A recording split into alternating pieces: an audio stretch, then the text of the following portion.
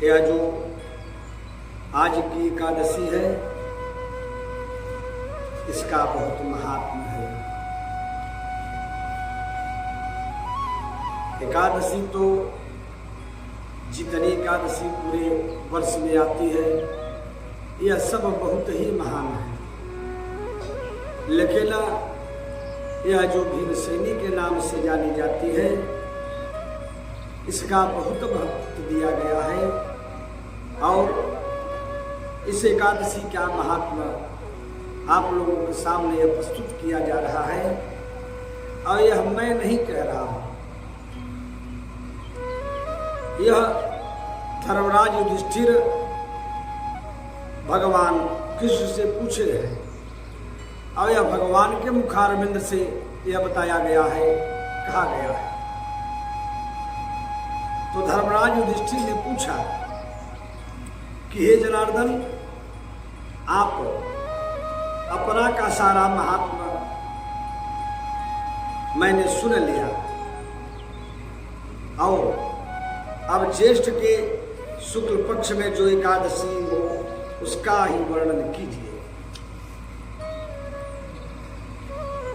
एक बात पूछने के बाद भगवान उसका पूरा विस्तार से उसको बताते हैं। श्री भगवान जी बोले कि हे राजन, इसका वर्णन परम धर्मात्मा सत्यवती नंदन व्यास जी करेंगे। इसको भगवान, क्योंकि ये संपूर्ण शास्त्रों के तत्वज्ञ और वेद वेदांगों के पारंगत विद्वान हैं, तब वेद व्यास जी कहने लगे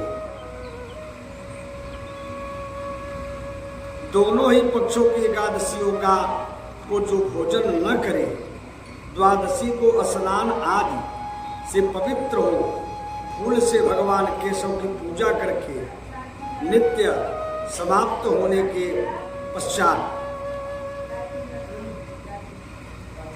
कहते हैं कि यह एकादशी का व्रत रहने के बाद द्वादशी के दिन सुबह आप स्नान ध्यान करके भगवान विष्णु केशव की पूजा करके नित्य कर्म समाप्त होने के पश्चात पहले ब्राह्मणों को भोजन देकर अंत में स्वयं भोजन करें। और हे राजन, जनना शौच और मरना शौच में भी एकादशी को भोजन नहीं करना चाहिए।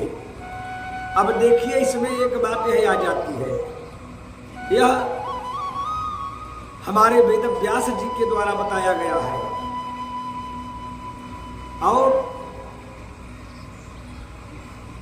कुछ लोग ये भी कह दिया करते हैं कि कहीं मृतक हो या जनना शौच पड़ गया हो या मरना शौच, उसमें व्रत नहीं रहना चाहिए। और देखिए, यह कहता है एकादशी महात्म्य, और यह मैं नहीं कह रहा हूं, यह वेद व्यास जी के द्वारा यह बताया गया है। यह सब लोगों को यह ध्यान में रखना चाहिए, क्यों कि यह महान बात है।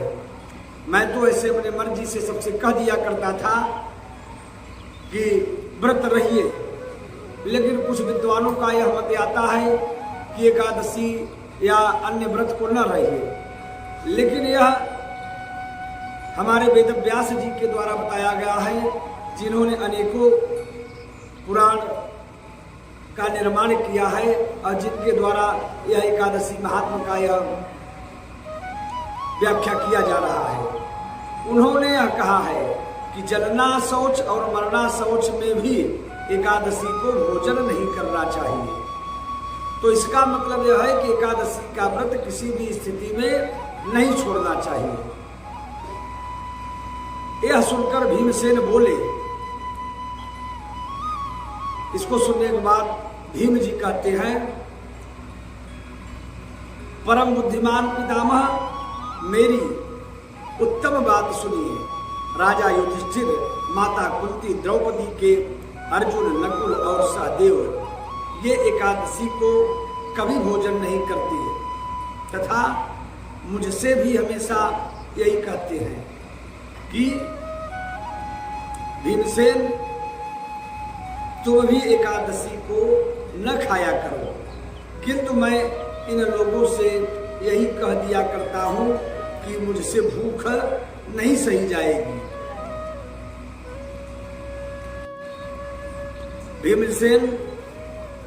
भीम यह बार बार कहते थे कि हमसे भूख बर्दाश्त नहीं होगी और मैं व्रत नहीं रह पाऊंगा। अब भीमसेन की बात सुनकर वेद व्यास जी कहते हैं, यदि तुम्हें स्वर्ग लोक की प्राप्ति अभिष्ट है और नरक को दूषित समझते हो तो दोनों पक्षों की एकादशी को भोजन न करो। ऐसा वेद व्यास जी ने भीमसेन से कहे, यदि आप स्वर्ग जाना चाहते हैं, उत्तम लोक में रहना चाहते हैं, तो दोनों एकादशी को व्रत रहिए, अन्न का परित्याग कर दीजिए। भीमसेन बोले, हे महान बुद्धिमान पितामह, मैं आपके सामने सच्ची बात कहता हूं, एक बार भोजन करके भी मुझे व्रत नहीं किया जा सकता। यानी जो नक्ट व्रत कहा जाता है कि एक बार यदि भोजन किया जाए तो उसको नक्ट व्रत कहते हैं। फिर उपवास करके तो मैं रह ही कैसे सकता हूँ, मेरे उदर में वृक नामक अग्नि सदा प्रज्वलित रहती है। अतः जब मैं बहुत अधिक खाता हूँ तभी यह शांत होती है। इसलिए हे महामुने, मैं वर्ष वर्ष में माने पूरे वर्ष में, पूरे साल में केवल एक ही उपवास कर सकता हूँ, जिससे स्वर्ग की प्राप्ति सुलभ हो तथा जिसके करने से मैं कल्याण का भागी हूँ। ऐसा कोई व्रत, एक ही व्रत बताइए, मैं उसका यथोचित रूप से पालन करूंगा। भीमसेन ने व्यास जी से कहे कि हे नाथ, कृपा करके हमको पूरे साल में एक ही व्रत बताइए, एक दिन व्रत में रह पाऊंगा, उसको यथोचित मैं पालन करूंगा। तब उनकी बात को सुनकर हमारे वेद व्यास जी ने कहा कि हे भीमसेन, ज्येष्ठ मास के सूर्य वृक्ष राशि पर हो या मिथुन राशि पर हो, शुक्ल पक्ष में जो एकादशी हो उसका यत्न पूर्वक निर्जल व्रत करो। व्यास जी ने भीमसेन से कहा कि सूर्य किसी भी राशि पर हो, उससे मतलब नहीं है, मतलब यह है कि आप उसको निर्जल व्रत करिए, केवल कुल्ला या आचमन करने के लिए ही मुख में जल डालो।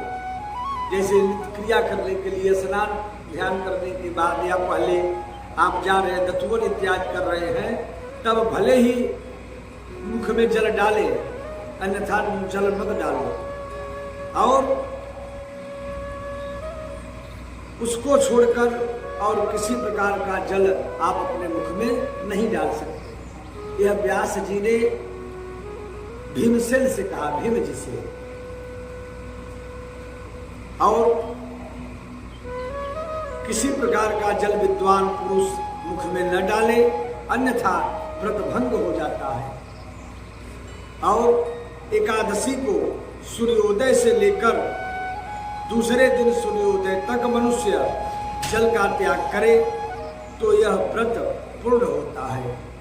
24 घंटा यदि कोई जल को ग्रहण नहीं करता तभी यह जल पूर्ण होता है। तदनंतर द्वादशी को निर्जल प्रभात काल में स्नान करके ब्राह्मणों को विधि विधान पूर्वक जल और सुवर्ण का दान करें। इस प्रकार सब कार्य पूरा होकर के जितेंद्रिय पुरुष ब्राह्मणों के साथ भोजन करे, ब्राह्मणों को खिलाए, ब्राह्मणों के साथ बैठकर भोजन करे और वर्ष पूरे वर्ष में जितनी एकादशियां होती हैं उन सब का फल निर्जला एकादशी के सेवन से मनुष्य को प्राप्त कर लेता है। जो पूरे वर्ष में एकादशी का फल मिलता है व्रत रहने पर, वह केवल इस भीमसेनी एकादशी का 24 घंटा व्रत रहने से प्राप्त हो जाता है। और इसमें तनिक भी संदेह नहीं है, यह 1 घंटा एकादशी जो बीतती है उसमें एक एकादशी का फल प्राप्त होता है।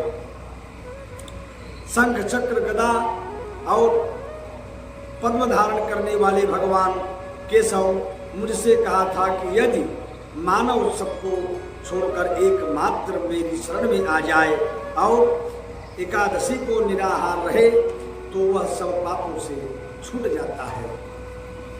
एकादशी व्रत करने वाले पुरुष के पास सिवा विशाल काय, विकराल आकृति और काले रंग वाली दंड पास धारी भयंकर यमदूत नहीं आते। जो एकादशी का व्रत करता है उसके पास यमदूत नहीं जाते हैं। और अंतकाल में पीताम्बरधारी सौम्य स्वभाव वाले, हाथ में सुदर्शन धारण करने वाले और मन के समान वेगशाली विश्वदूत आकर इस वैष्णव पुरुष को भगवान विष्णु के धाम ले जाते हैं। अतः निर्जला एकादशी को पूर्ण यत्न करके उपवास करना चाहिए।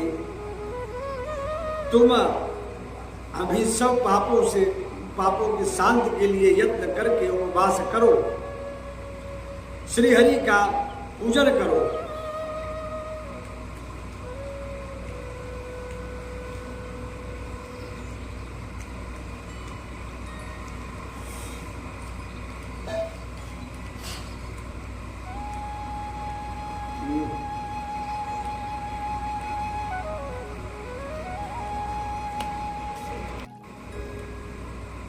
कहते हैं विधिवत भगवान का पूजन करो, स्त्री हो या पुरुष।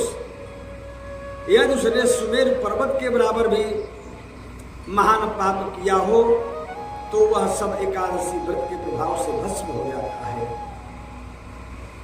जो मनुष्य उस दिन जल के नियम का पालन करता है वह पुण्य का भागी होता है। उसे एक एक पहर के कोटि स्वर्ण मुद्रा दान करने का फल प्राप्त होता है। सुना गया है कि मनुष्य निर्जला एकादशी व्रत के दिन स्नान, दान, जप, होम आदि को कुछ भी करता है वह सब अक्षय हो जाता है। या जिसमें कोई दान करता है या पुण्य करता है या जप करता है, जो भी दैनिक क्रिया भी करता है वह अक्षय हो जाता है। यह भगवान कृष्ण का कथन है। व्यास जी ने कहा कि इसको मैं नहीं कहा हूँ, यह भगवान कृष्ण की वाणी है। निर्जला एकादशी को विधि पूर्वक उत्तम रीत से उपवास करके मानव वैष्णव व्रत को प्राप्त कर लेता है और भगवान के धाम को चला जाता है। और जो मनुष्य एकादशी के दिन अन्न खाता है वह महापाप भोजन करता है। जो अन्न खाता है वह महापाप का माने ग्रहण करता है। इस लोक में वह चांडाल के समान है और मरने पर दुर्गति को प्राप्त हो जाता है। हाँ,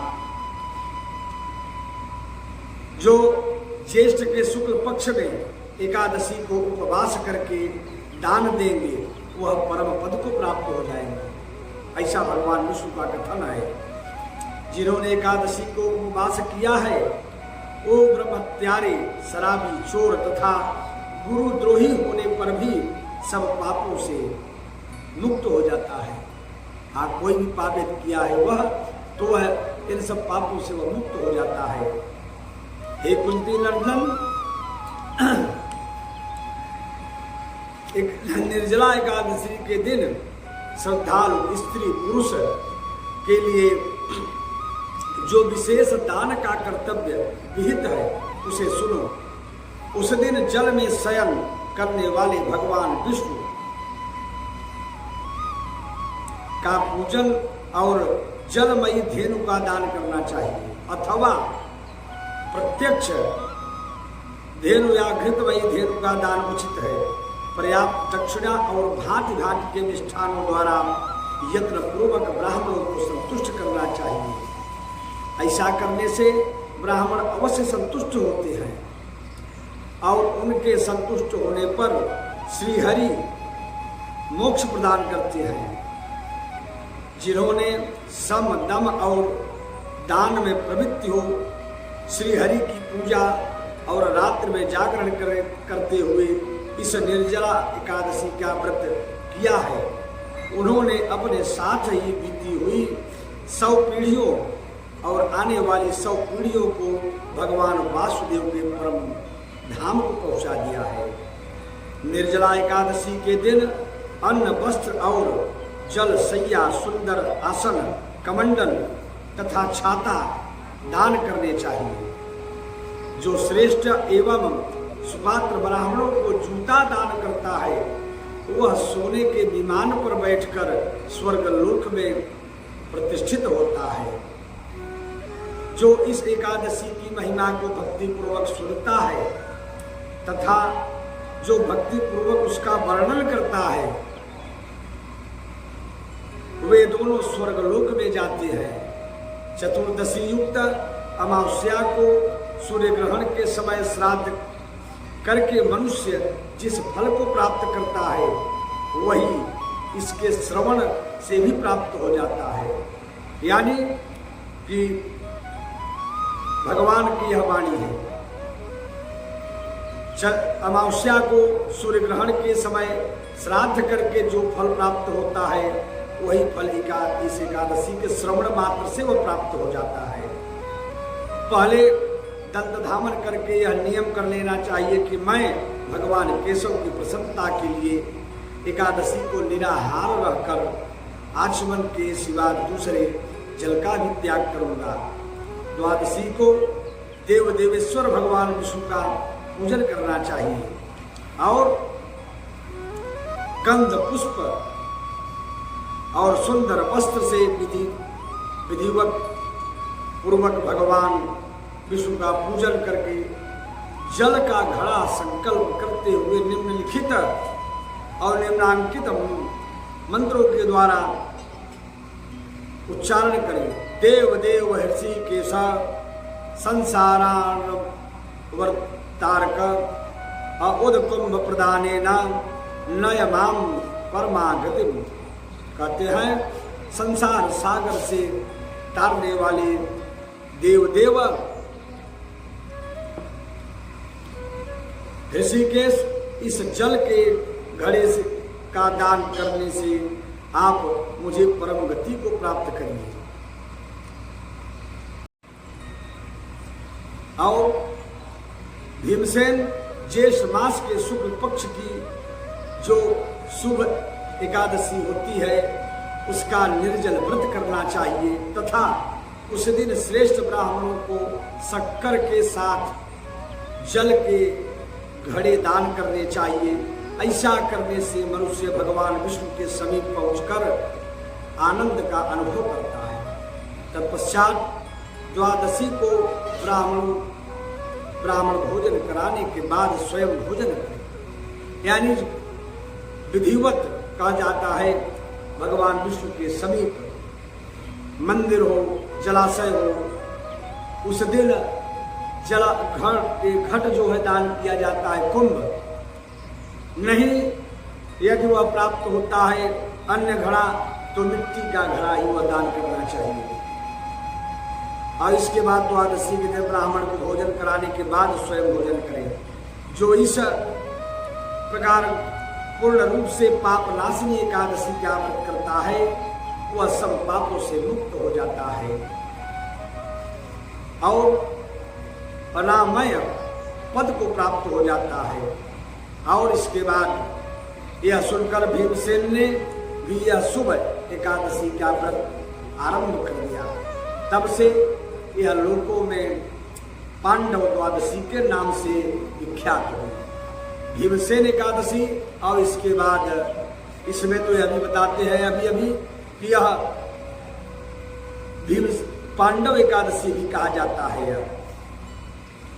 और हमारे पंचांग कारक में भी यह दिया जाता है कि भीमसेनी एकादशी आज चीनी, स्वर्ण तथा जलकुंभ दान और यह जो अभी बताया गया देव देव इस मंत्र से जो दान करता है और ऋषिकेश संसाराम वर्काम उदकुंभदानेन यास्माम मिहृदम च श्री काशी विश्वनाथ पंचांग प्रवृत्त पंडित ऋषिकेश उपाध्याय जयंती के नाम इन्होंने लिखा है। और एकादशी का व्रत हर प्राणी को करने का अधिकार है और यह सबको करना भी चाहिए। यदि नहीं सभी एकादशी का व्रत किया जा सकता है, रही बात की जो व्रत किया जाता है यह एक मानसिकता की विचार होती है कि हम व्रत नहीं रह पाएंगे, यदि नहीं भोजन करेंगे तो हमसे नहीं रहा जाएगा। ये सब बातें मानसिक रूप की बात आती है और पता चली कि हाँ मैं व्रत हूँ, दुनिया भर का फल फ्रूट ड्राई फ्रूट सबको खा लिया, मीठा खा लिया और कहेंगे हाँ मैं तो व्रत हूँ। अरे व्रत रहिए, व्रत का मतलब होता है त्याग। इंसान के जीवन में जब त्याग ही नहीं आ पाएगा, जैसे अन्न का त्याग हो जाता है, आज की एकादशी के दिन अन्न का कोई त्याग यदि करता है तो वह सभी पापों से मुक्त हो जाता है। और यह एकादशी जो महात्मा में बताई गई है, यह भगवान विष्णु के द्वारा कृष्ण के द्वारा भगवान कृष्ण अवतार में यह अपने वाणी से धर्मराज युधिष्ठिर को इन्होंने बताया है। और इसका व्रत महान है और तो व्रत है, लेकिन एकादशी जो है यह महाव्रत कहा जाता है। व्रतों में व्रत कृष्ण जन्माष्टमी महाशिवरात्रि कहा जाती है, रामनवमी ये महारामनवमी है, यह महाव्रत कहा जाता है। इन व्रतों को रहना हर प्राणी के लिए बहुत ही हितकर होता है। और आज हमारे वैज्ञानिक साइंटिस्ट भी कहा करते हैं कि एक हफ्ता नहीं तो कम से कम 15 दिन में आदमी को इस जो मशीन है, क्षुधा की मशीनें हमारे आपके पेटों में चल रही है मशीनें, इनको व्रत रख करके पेट को खाली करके एक दिन इस मशीन को शांति देना चाहिए। और हमारे सनातन में यह आज से नहीं, यह अनादिकाल से चलाया रहा है कि यह व्रत जो किया जाता है वह धर्म के लिए, पुण्य के लिए किया जाता है, अपने परम पद को जाने के लिए कहा जाता है। तो इसलिए व्रत मनुष्य को अवश्य ही करना चाहिए। और यह मैं सब आप सबसे निवेदन करूंगा कि यदि सभी एकादशी को मेरे माई बाप नहीं व्रत रह पाते हैं, तो यह जो आज की एकादशी है, अभी सुबह है, अभी तो कोई भोजन नहीं कर पाया होगा, अन्न नहीं लिया होगा, केवल बालक वृद्ध और रोगी के अलावा यह मैं सबसे हाथ जोड़ के निवेदन करूंगा कि यह जो आज की एकादशी है यह सब लोग व्रत को रहिए। और यह व्रत जो रहेगा यह मैं नहीं कहता हूं, यह हमारे केशव भगवान कृष्ण कहते हैं कि जो इस व्रत को रहेगा वह महापाप से वह मुक्त हो जाता है। और जो यह इस कथा को सुनता है और जो सुनाता है वह सभी अपने पापों से मुक्त हो जाते हैं। तो आप लोगों से यह कृपा करके मेरी करबद्ध प्रार्थना है कि यदि संभव हो सके तो सब लोग आज इस व्रत को रहिए। और जो इस व्रत को रहता है उसके ऊपर भगवान विष्णु की कृपा होती है। इसलिए मैं आप सबसे निवेदन करूंगा कि आप सब लोग आज इस व्रत को रहिए। हाँ, बालक वृद्ध और रोगी को कोई नियम नहीं है और कोई बाध्यता नहीं है। यदि नहीं कोई व्रत रह पाता निर्जल तो फलाहारी ही रहे, लेकिन आज की जो एकादशी है वह व्रत रहना चाहिए। तो बोलिए श्री वृंदावन बिहारी लाल की जय, श्यावर रामचंद्र की जय, अयोध्यानाथ सरकार की जय, गंगा मैया की जय, जमुना मैया की जय, सरयू मैया की जय, त्रिवेणी मैया की जय, प्रयागराज धाम की जय, अक्षय वट महाराज की जय। अपने अपने